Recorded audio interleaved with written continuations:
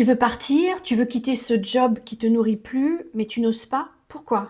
Parce que tu te dis, si je me trompe, si c'est pire ailleurs, je ne peux pas me permettre de perdre ma stabilité. Alors tu restes encore un mois, puis un an, puis 5 ans, jusqu'à ce que l'idée même de partir devienne impossible. Mais c'est là le vrai piège. C'est pas le changement qui est dangereux, c'est l'inaction. Alors aujourd'hui, je vais te montrer pourquoi tu es bloqué et comment sortir de cette paralysie sans peur et surtout sans te risquer. Et je vais te dire ce que personne ne t'a jamais dit sur ce qui te retient vraiment.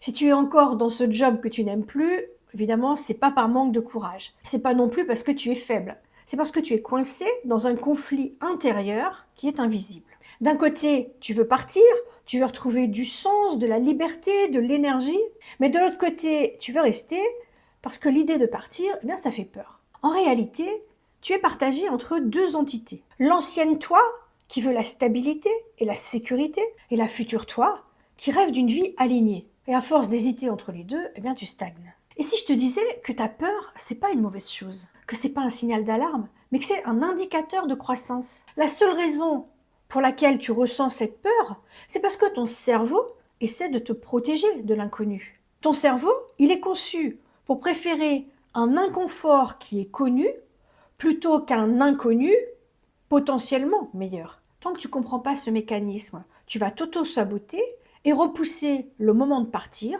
jusqu'à ce que la frustration devienne insupportable. J'ai accompagné beaucoup de femmes à sortir de ce piège. Elles font toutes la même erreur. Elles attendent d'être sûres à 100% avant d'agir. Elles veulent avoir un plan parfait avant de bouger. Elles veulent une garantie que ça va marcher. Et elles veulent être libérées de la peur avant de prendre une décision. Mais voilà la vérité que personne n'a envie d'entendre. Tu seras jamais sûr à 100%. Le cerveau humain est fait pour douter. C'est l'action qui apporte la clarté. La décision de partir ne sera jamais évidente. Elle sera toujours inconfortable. Et c'est normal. Mais ce qui compte, c'est comment tu gères cet inconfort. Alors je vais te montrer comment le transformer avec confiance. Tu veux partir, mais tu veux le faire intelligemment, c'est évident. Tu veux éviter de te jeter dans le vide sans parachute. Alors voici 3 étapes qui peuvent te permettre de quitter ton CDI avec sérénité. D'abord, il faut reprogrammer ta perception de la sécurité. Tu crois que ta sécurité vient de ton CDI, mais en réalité, elle vient de toi. Si demain ton entreprise te licencie, tu seras capable de rebondir parce que tes compétences sont en toi. Alors je te propose de faire tout de suite un exercice. Mets cette vidéo en pause et fais cet exercice tout de suite. Fais une liste de toutes les compétences que tu as développées dans ton travail.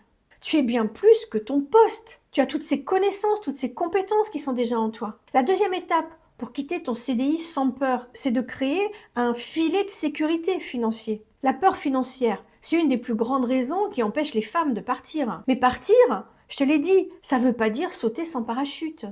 Alors moi, je t'invite à créer un plan de transition. D'abord, tu mets 3 à 6 mois de trésorerie de côté pour t'offrir une transition sereine. Tu réduis tes dépenses à l'essentiel pour faire baisser ta pression et tu établis un plan de revenus alternatif avant de démissionner.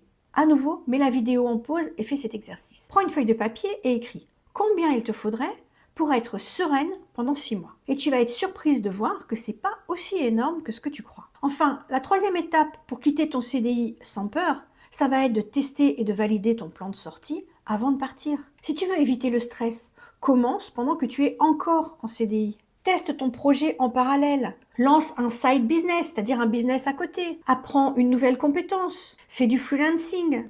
Tu quittes pas ton job sur un coup de tête. Tu construis ta sortie progressivement. Alors maintenant, tu as 2 options. Tu continues à attendre d'être sûr à 100%, et dans un an, tu seras toujours au même point. Ou bien, tu décides d'appliquer ces étapes dès maintenant et de créer une sortie en toute sécurité. J'ai créé un atelier gratuit où j'explique comment appliquer ces 3 étapes sans stress et sans risque. Alors clique sur le lien qui est juste en dessous de cette vidéo et inscris-toi à cet atelier gratuit. Ne laisse pas la peur décider pour toi. C'est ton choix et ça commence dès aujourd'hui par ton inscription à cet atelier.